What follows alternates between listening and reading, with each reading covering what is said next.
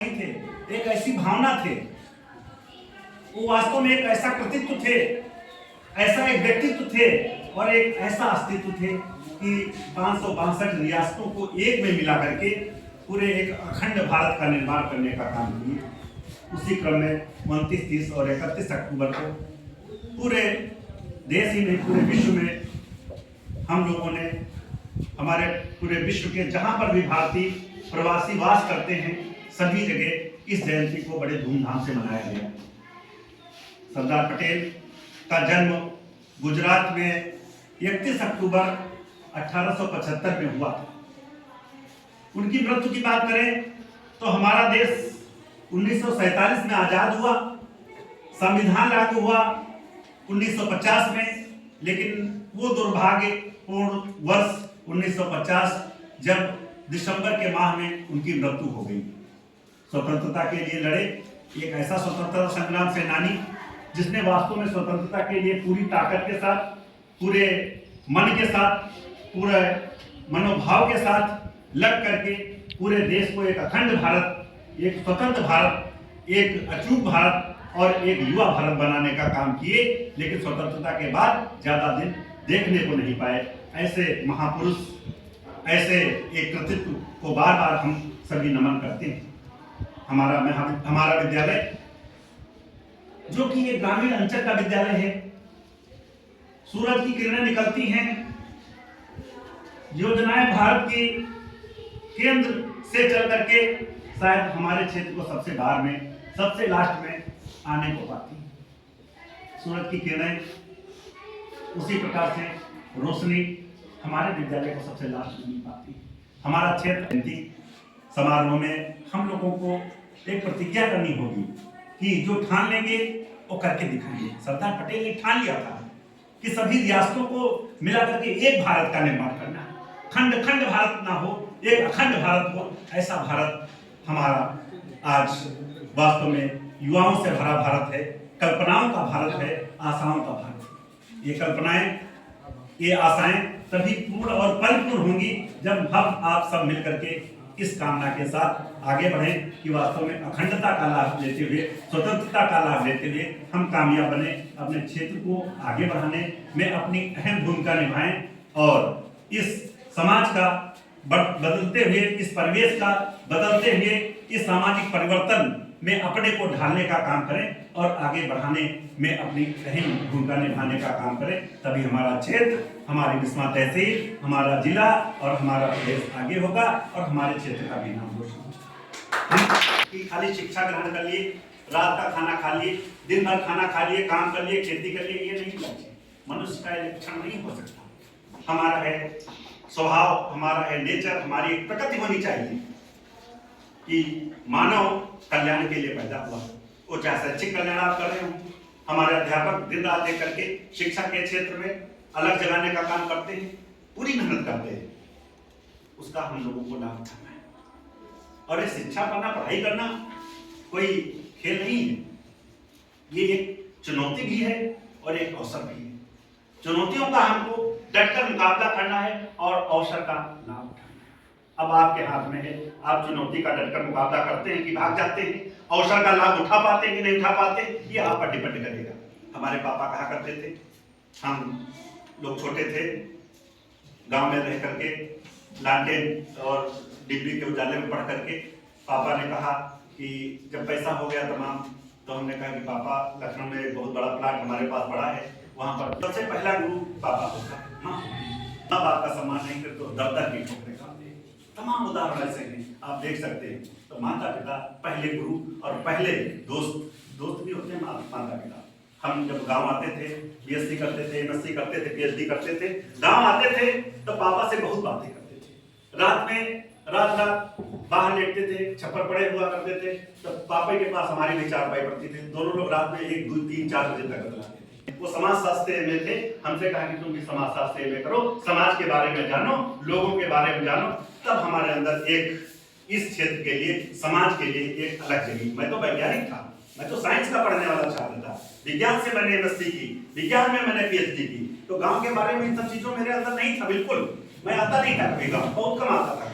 लेकिन विद्यालय बनने के बाद पापा ने जो निर्माण किया है, ये वास्तव में एक पीढ़ी नहीं, आने वाली सभी पीढ़ियां सदियों तक ये जानी जाएंगी। हम सब उनके ऋणी रहेंगे। ऐसे पिता को मैं बार बार प्रणाम करता हूं, उनके चरणों में श्रद्धा सुमन अर्पित करता हूं। सरदार पटेल 4 चीजों के लिए जाने जाते हैं। 4 ऐसे स्वतंत्रता संग्राम के आंदोलन हुए जिनकी वजह से हम आज उनको याद करते हैं और इस जयंती समारोह को मनाने का काम करते हैं। एक असहयोग आंदोलन, दूसरा भारत छोड़ो आंदोलन, तीसरा खेड़ा आंदोलन और चौथा बारडोली आंदोलन।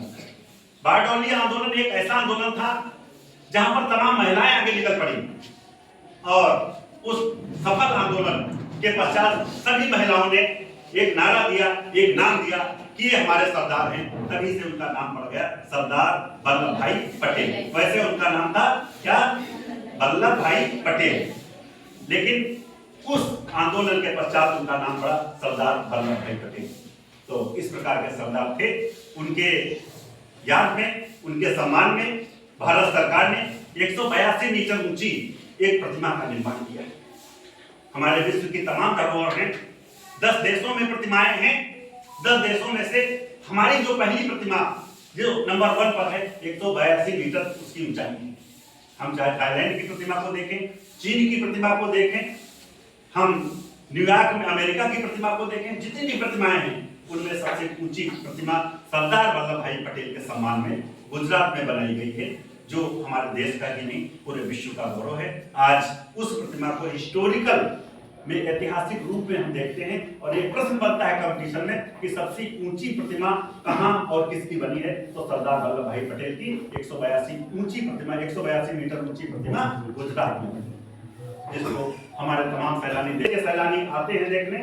और हम लोगों के लिए गर्व की और फख्र की बात है कि हमारे देश में ऐसी प्रतिमा है, वो भी सरदार वल्लभ भाई पटेल, जो लौह पुरुष थे, लोहा मानते थे। तो इसीलिए हम सरदार वल्लभ भाई पटेल के उस लोहे को, उनकी उस प्रतिज्ञा को, उनकी वो धर्मनिष्ठा को अपने से जोड़े।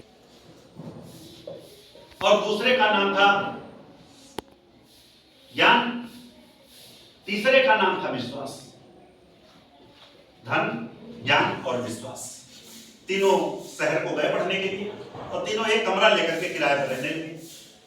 थोड़े दिन जब कि यार कुछ बात करनी है आपस में, तो विश्वास ने कहा धन से और ज्ञान से, कहने लगे तुम लोग जो बात तुम लोग कर लोगे वो हम मान जाएंगे, आपस में बात कर लो।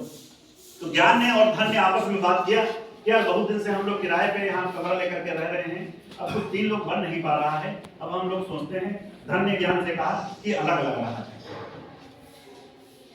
तो ज्ञान ने पूछा अलग अलग रहोगे तो यार बाद में मिलना होगा, तो मिलेगा कहाँ?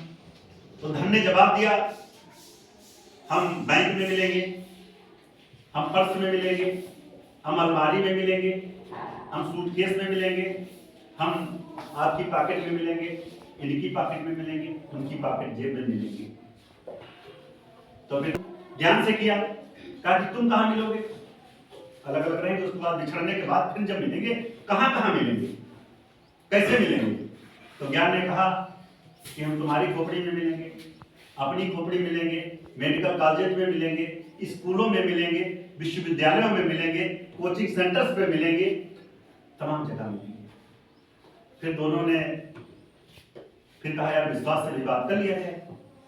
तो विश्वास के पास गए, कहने लगे कि विश्वास भाई ये बताओ कि तुम कहाँ मिलोगे? हम लोग तो आपस में बात कर लिए हैं, तो हम लोग जब अलग अलग कमरा लेकर के रहने लगेंगे और बिछड़ जाएंगे, उसके बाद फिर जब मिलना होगा तो कैसे मिलेंगे, कहाँ मिलेंगे? तो विश्वास ने कहा यार तुम लोग तो दोबारा मिल जाओगे, जैसा बता रहे हो ATM में मिलेंगे, बैंक में मिलेंगे। लेकिन उसको उसी विश्वास के साथ हम आगे बढ़ करके आज इस विद्यालय में हम सब एकत्रित होने का काम कर रहे हैं। तो ये हमने विश्वास कर लिया और आत्मविश्वास बना लिया, तो कोई काम कठिन नहीं है। सरदार पटेल ने एक विश्वास के साथ पूरी 562 रियासतों को एक में मिलाने का काम किया, जिनको जानते भी नहीं थे, अलग अलग प्रदेशों में थी, और उन राजाओं से जा करके उनको सबको एक में मिलाने का काम किया। तो हम विश्वास के साथ पढ़ाई करेंगे, विश्वास के साथ आगे बढ़ेंगे, विश्वास के साथ दोस्ती करेंगे, विश्वास के साथ नाता निभाएंगे, तो वास्तव में हम सफल होंगे। यदि विश्वास नहीं है, मन के अंदर चोर है, घबराहट है तो आप कभी सफल नहीं हो सकते। तो इसलिए हम लोगों के अंदर विश्वास होना चाहिए कि इस नेतृत्व करना, इस भावना के साथ हमको पढ़ाई करनी। इसके लिए हमको विश्वास चाहिए, इसके लिए हमको धन नहीं चाहिए, इसके लिए हमें ज्ञान नहीं चाहिए, इसके लिए हमें शिक्षा नहीं चाहिए, हमको केवल विश्वास चाहिए। विश्वास के साथ पढ़ाई करना, विश्वास के साथ आगे बढ़ना, तब हम अपने क्षेत्र का नेतृत्व कर पाएंगे। पापा ने हमारे इस विद्यालय का निर्माण करके आज तमाम बहनों को, तमाम बच्चों को आगे बढ़ने का, उनके अंदर विश्वास पैदा करने का काम किया है। उन सपनों को आगे बढ़ाने में हम आप सबको आगे बढ़ना है और उन सपनों को साकार करने में, एक साकार रूप देने में अपना रोल अदा करना है। जान लीजिए, हम सबको सपने देखने, और वो सपने नहीं जो रात में आते हैं, वो सपने नहीं देखना, हमको दिन वाले सपने देखने, दिन में देखना सपने, रात वाले सपने नहीं ठीक। हमको दिन वाले सपने चाहिए कि हमने सपना देखा कि हमको इंजीनियर बनना, हमने सपना देखा है कि हमको प्रोफेसर बनना, हमने सपना देखा डॉक्टर बनना, हमने सपना देखा पीसीएस बनना, तहसीलदार बनना।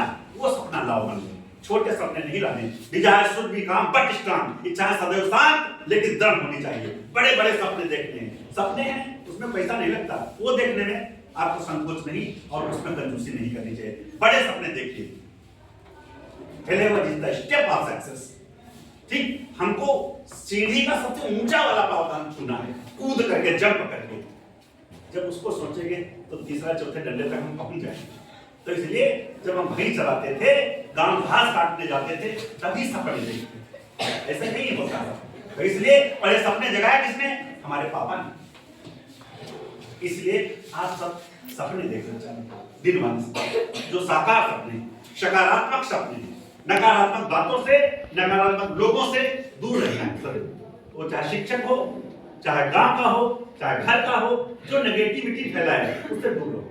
क्यों? क्योंकि नेगेटिविटी ही बहुत बड़ा कारक है, हमारी बाधा है, हमारे विनाश का कारक है। तो इसलिए सदैव पॉजिटिव, ठीक है, थिंक पॉजिटिव, गो पॉजिटिव। अच्छा सोचो, धनात्मक सोचो और पॉजिटिव की तरफ बढ़ो। तो इसलिए आज के इस दिन पर सरदार वल्लभ भाई पटेल की इस जयंती समारोह के शुभ अवसर पर आप सब लोगों ने हमको वक्त दिया और मुझे भी आने का सौभाग्य मिला। मैं सतीश चंद्र वर्मा जी को हृदय की गहराई से धन्यवाद देता हूं कि आपने सर इतनी जल्दी इंतजाम करके हमको बोलने का मौका दिया। हम आज अपने बच्चों के साथ रूबरू हो पाए, ये हमारे सौभाग्य का दिन होगा। मैं सभी को हृदय की गहराई से धन्यवाद देता हूं, सभी शिक्षकों का आभार व्यक्त करता हूं कि आप लोग भी छुट्टी के बाद रुके रहे और हमें वक्त दिया। इसके लिए मैं सदैव आपका आभारी रहूंगा और बच्चों को शुभकामनाएं देता हूं। आने वाली जो भी आगे की परीक्षाएं हैं, आज जो संपन्न हुई, इसके आगे की जो परीक्षाएं हैं उसमें अच्छे से अच्छे मार्क्स ला करके हमारे समाज का, हमारे क्षेत्र का नाम रोशन करेंगे। यही संकल्पना के साथ, यही परिकल्पना और कल्पना के साथ अपनी वाणी को विराम देता हूं। जय हिंद, जय भारत माता।